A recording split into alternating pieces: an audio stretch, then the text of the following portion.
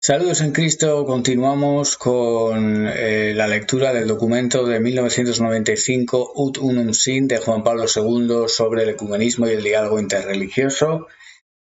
Que todos sean uno. Hemos visto cómo el texto cambia el concepto de Iglesia Católica, diciendo pues que las sectas protestantes que se separaron de la Iglesia con violencia, con mentiras, rechazando el Evangelio, ahora se llaman también iglesias, que en ellas también hay vías de salvación, hay pues como digamos como partes de la Iglesia, etcétera, ¿no? Esto se encuentra en los documentos del Concilio Vaticano II, no es ninguna novedad.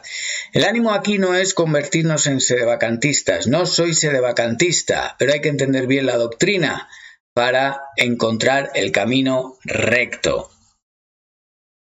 Y el camino recto pasa por saber decir cuáles son los límites que debemos poner a esta crisis, y esta crisis pasa por buscar su fuente, la fuente rastreable que está en la Santa Doctrina y que la podemos encontrar pues en el momento en que esa Santa Doctrina es contravenida, es contradicha, donde antes se decía no, ahora se dice sí.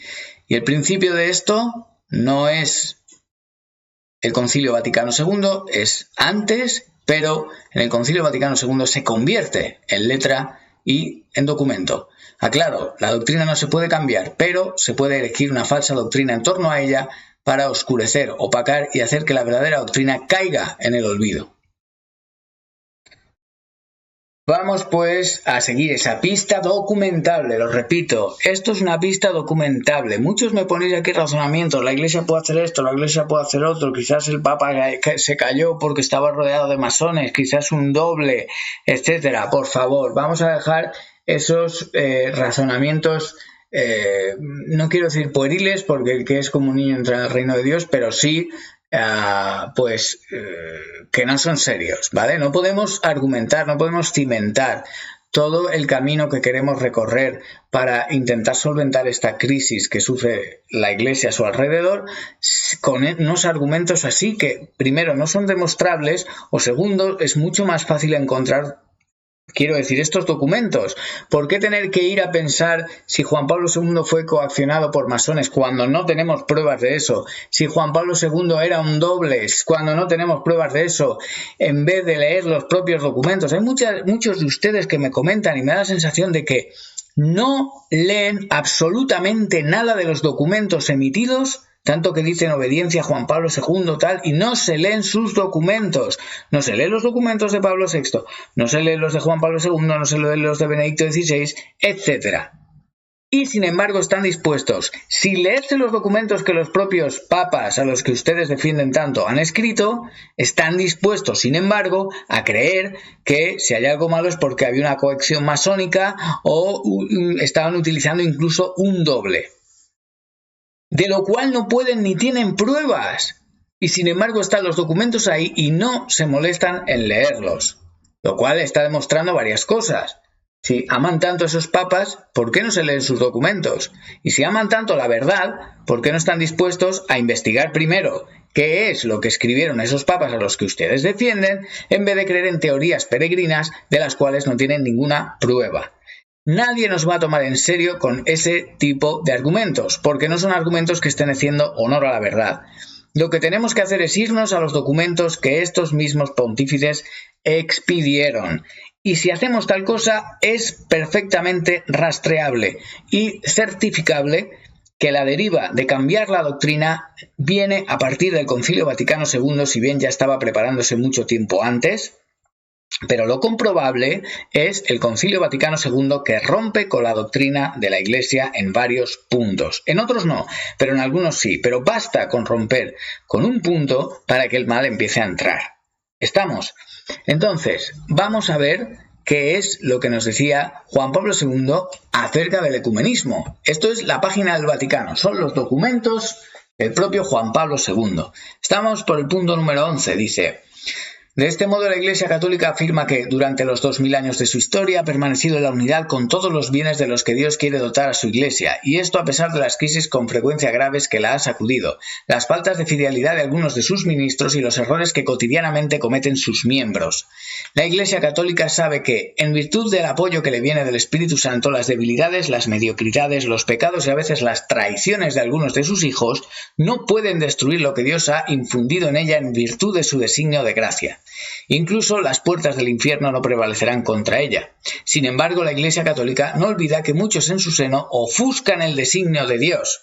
Al recordar la división de los cristianos, el decreto sobre el ecumenismo no ignora la culpa de los hombres por ambas partes, reconociendo que la responsabilidad no se puede atribuir únicamente a los demás. Gracias a Dios no se ha destruido lo que pertenece a la estructura de la Iglesia de Cristo, ni tampoco la comunión existente con las demás iglesias y comunidades eclesiales. Fijaos aquí la novedad que introduce. Dice, ni tampoco la comunión existente con las demás iglesias y comunidades eclesiales. Cuando utiliza esto, las demás iglesias se refiere a las sectas herejes protestantes, ¿vale?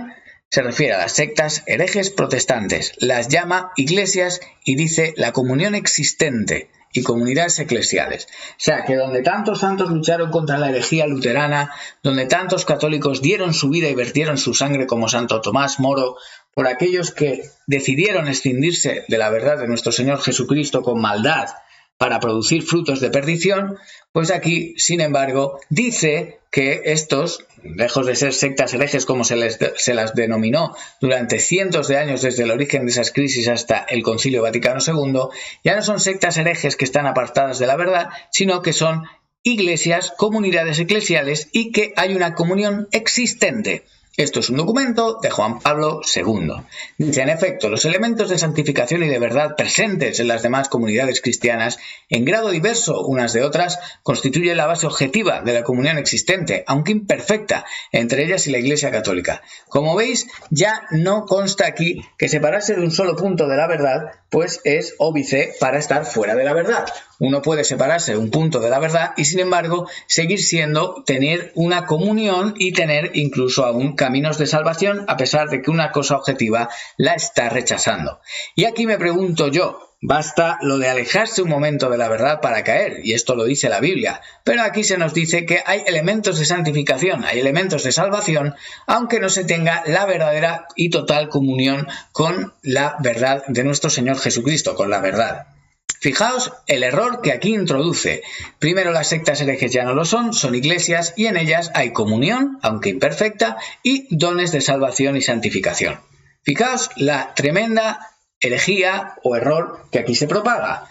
¿Qué tipo de herejía de error es? Yo no lo sé, porque no conozco el corazón de Juan Pablo II y no puedo juzgarlo. Es necesario que la Iglesia decida qué tipo de herejía es en base a un juicio que debe emitirse. Fijaos lo que sigue aquí. La misma Constitución explicita ampliamente los elementos de santificación y de verdad que, de diversos modos, se encuentran y actúan fuera de los límites visibles de la Iglesia Católica. O sea, que aquello que decíamos de fuera de la Iglesia Católica no hay salvación, dogma de fe, aquí te dice que hay elementos de santificación y de verdad que actúan fuera de los límites visibles de la Iglesia Católica. Esto lo dice Juan Pablo II. Son muchos, en efecto, los que veneran la Sagrada Escritura como norma de fe y de vida y manifiestan un amor sincero por la religión. Creen con amor en Dios Padre Todopoderoso y en el Hijo de Dios Salvador y están marcados por el bautismo por el que están unidos en Cristo, e incluso reconocen y reciben en sus propias iglesias o comunidades eclesiales otros sacramentos. Fijaos lo que dice aquí, o sea, ya no importa que tú estés separado, es decir, crees en nuestro Señor Jesucristo con mucho amor, pero cuando nuestro Señor Jesucristo dice que el divorcio está prohibido, tú pasas de nuestro Señor Jesucristo, tienes divorcio, pero aún así Juan Pablo II dice que esas personas están unidas con mucho amor a nuestro Señor Jesucristo, o creen con mucho amor, con amor. Fijaos la contrariedad, la hipocresía, el error, el cambiar la doctrina, la visión de la Iglesia que había tenido hasta ese momento y que sigue teniendo a pesar de que ellos la oculten. Esto es Juan Pablo II. Es la página web del Vaticano y es una encíclica del año 1995. Me pregunto dónde están todos esos youtubers que defienden a capa y espada y a estos que están promoviendo este error y sin embargo se rasgan las vestiduras con Francisco. Cuando Francisco es la última evolución de este tipo de error. Porque fijaos, donde la verdad es inmutable, la mentira evoluciona. Fijaos lo que pone aquí. Ya uno puede estar fuera de la verdad un poquito, pero en lo demás está dentro de la gracia, la santificación, etc. Aunque en un puntito se haya salido. Y eso es la evolución de la mentira, porque donde nuestro Señor dice, aquellos que me dijeron, Señor, Señor, y dice, apartaos de mí, hacedores de maldad, son estos. ¿Por qué? Porque se están apartando de Cristo. Dicen que están con Cristo, pero no aceptan todo lo de Cristo. Y la Iglesia nos ha enseñado siempre que el depósito de la verdad es para ser creído y aceptado en su totalidad. Fijaos esto, la exigencia para los de dentro, para los de fuera, que fueron los que históricamente decidieron extinguirse. Que esa escisión, si alguien no estuvo en esa generación, pues digamos que no es tan responsable, pero si estudia la historia, si estudia la propia escritura, tiene dos caminos para entender que aquella escisión fue injusta. Por lo tanto, si decide seguir en el anglicanismo, en el luteranismo, lo que sea, es por decisión propia de separarse de Cristo. ¿Qué grado de responsabilidad? No lo sé, pero tiene las fuentes para averiguar la verdad. Ahora fijaos lo que dice ahora. Se añade a esto la comunión. Es que es muy fuerte, muy fuerte. Muy fuerte. Algunos de ellos tienen también el episcopado, celebran la Sagrada Eucaristía y fomentan la devoción de la Virgen Madre de Dios. Se añade a esto la comunión en la oración y en otros bienes espirituales, incluso una cierta verdadera unión con el Espíritu Santo. Este actúa sin duda también en ellos y los santifica en sus dones y gracias, y a algunos de ellos les dio fuerza incluso para derramar su sangre. Es decir, cuando la Iglesia siempre ha enseñado que aquel que no profesa la fe verdadera en su totalidad y derrama su sangre no obtiene ningún beneficio de santificación, al contrario, el castigo, el derramamiento de su sangre es como castigo por no haber creído, Juan Pablo II, apoyado en el Concilio Vaticano II, nos dice que no, que todo eso que se enseñó por la Iglesia no era así, sino que nos dice aquel que no cree en la verdad en su totalidad, pero derrama su sangre, obtiene también la santificación, el martirio, lo mismo que alguien que profesa y guarda todo el depósito de la fe y pues da su sangre por él mismo. De esta manera, el Espíritu suscita en todos los discípulos de Cristo el deseo de trabajar para que todos se unan en paz de la manera querida por Cristo, en un solo rebaño, bajo un solo pastor. Pero fijaos, aquí lo que está diciendo la falsedad del ecumenismo es que durante 2000 años la Iglesia ha enseñado que aquellos separados deben convertirse y aceptar todo el depósito de la fe para volver bajo Jesucristo. Lo que se enseña a partir del Concilio Vaticano II es que da igual si no tienes todo el depósito de la fe. El solo rebaño está unido con sus diferencias. A mí me recuerda mucho al poliedro de Francisco, ¿no? Dice una unidad con lados desiguales. A contraposición de la Jerusalén celestial, que es una unidad que tiene todos sus lados iguales. Esa es la perfección, la santificación. Sin embargo, estos proponen una unidad imperfecta cuando nuestro Señor nos dice, sed perfectos como vuestro Padre es perfecto. Aquí esto lo ha enseñado la Iglesia. No es que yo sea un rígido que aquí se está inventando las cosas. Yo lo digo porque soy testigo de lo que ha enseñado la Iglesia hasta ese momento de ruptura que los jerarcas decidieron, por fuerzas humanas y razonamientos humanos, escindirse de la doctrina de nuestro Señor Jesucristo en algunos puntos. Lo digo otra vez porque este debate se tiene que hacer sin caer en el sedevacantismo, que nadie se lleve las manos a la cabeza y piense que porque el Papa ha defendido una doctrina humana ya deja de ser Papa, etc. No es así. El diablo quiere hacernos sedevacantistas, quiere hacernos papólatras. ¿Por qué? Para rechazarlo todo o aceptarlo todo. Pero se puede aceptar todo siguiendo en la opinión de que estos eran papas que decidieron seguir un camino humano. Al igual que Salomón decidió hacer idolatría, decidió hacer apostasía, pero seguía siendo el rey, etcétera, etcétera, etcétera. Caifás, Anás eran sumos sacerdotes y no se les descindió de su cargo por haber perpetrado el deicidio, sino que al final Dios impartió su justicia. El mismo documento presenta someramente las implicaciones doctrinales. En relación a los miembros de estas comunidades declara: justificados por la fe en el bautismo se han incorporado a Cristo, por tanto, en todo derecho se honran con el nombre de cristianos y son reconocidos con razón por los hijos de la Iglesia Católica como hermanos en el Señor. Hasta el Concilio Vaticano II la Iglesia enseñaba que esto no era así. si tú estás en una secta protestante, aunque te hayas bautizado en el nombre del Padre, del Hijo y del Espíritu Santo y no aceptas la doctrina del Padre, del Hijo y del Espíritu Santo, no eras hermano en el Señor, ¿vale? Pero la doctrina cambia. ¿Para qué? Para quedar bien con los herejes. Refiriéndose a los múltiples bienes presentes en otras iglesias y comunidades eclesiales, el decreto añade: todas estas realidades que proceden de Cristo y conducen a Él pertenecen por derecho a la única iglesia de Cristo. Nuestros hermanos separados practican también no pocas acciones sagradas de la religión cristiana, las cuales de distintos modos, según la diversa condición de cada iglesia o comunidad, pueden sin duda producir realmente la vida de la gracia y deben ser consideradas aptas para abrir acceso a la comunión de la salvación. Fijad lo que dice Juan Pablo II. Juan Pablo II dice que aunque estés en una secta hereje, tienes bienes presentes en tu secta hereje protestante o anglicana, lo que quieras. Dice, todas estas realidades proceden de Cristo. O sea, dice que alguien que no acepta toda la doctrina de Cristo, esa situación procede de Cristo y que conduce a Cristo. ¿Vale? Y pertenecen a la única, dice, pertenece por derecho a la única iglesia de Cristo.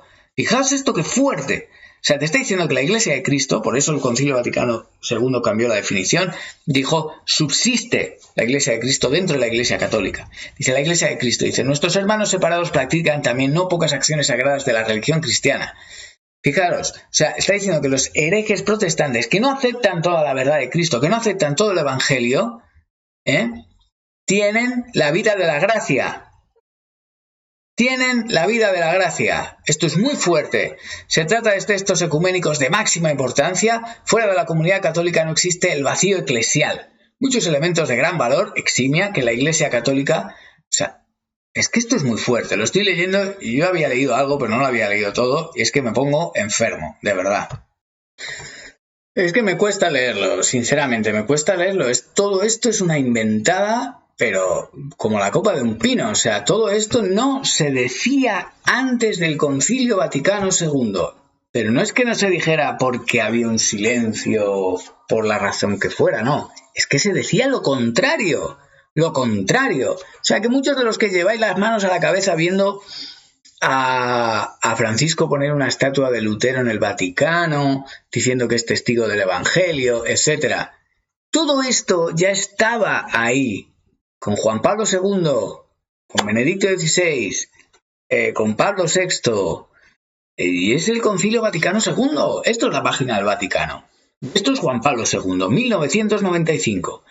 Dice, todos esos elementos en sí mismos llevan en sí mismos la llamada a la unidad para encontrar en ella su plenitud. No se trata de poner juntas todas las riquezas diseminadas en las comunidades cristianas con el fin de llegar a la iglesia deseada por Dios. De acuerdo con la gran tradición atestiguada por los padres de Oriente y Occidente, la Iglesia Católica cree que en el evento de Pentecostés Dios manifestó ya a la iglesia en su realidad escatológica que él había preparado. Desde el tiempo de Abel el Justo está ya dada. Por este motivo nosotros estamos ya en los últimos tiempos. Los elementos de esta iglesia ya dada existen juntos en su plenitud en la Iglesia Católica y sin esta plenitud en las otras comunidades, donde ciertos aspectos del misterio cristiano han estado a veces más eficazmente... Pues, ¿se acaba de leer esto que yo acabo de decir? El ecumenismo trata precisamente de hacer creer la comunión parcial existente entre los cristianos hacia la comunión plena, la verdad y la caridad. Mira, el ecumenismo es una estafa. Fijaos lo que acaba de decir aquí. Dice, en ciertos aspectos, o sea, en la Iglesia Católica está en la plenitud. Todo lo que Cristo quiso darle en Pentecostés, está todo. Pero dice, y sin esta plenitud en las otras comunidades. Es decir, las otras comunidades a las que también llama iglesias, que son las sectas protestantes, los anglicanos, los luteranos, los pentecostales, los testigos, todo. Pero dice, donde ciertos aspectos del misterio, en esas comunidades de herejes cismáticos separados, dice, ciertos aspectos del misterio cristiano han estado a veces más eficazmente puestos de relieve. Esto es tremendo. Que se os quite la careta ya... Con Juan Pablo II, por favor. Juan Pablo II diciendo que en las sectas herejes y protestantes cismáticas, etcétera, algunos aspectos del misterio han estado puestos más eficazmente de relieve que la Iglesia Católica, la cual ya tiene en su plenitud todos los dones que quiso darle Dios en Pentecostés. Esto es muy fuerte. Muy fuerte, Voy a cortar aquí el vídeo, lo iba a hacer más largo, lo corto aquí para que lo veáis, que sea un vídeo más corto para que podáis atender a todo. Y luego seguimos si Dios quiere. Quis ut Deus.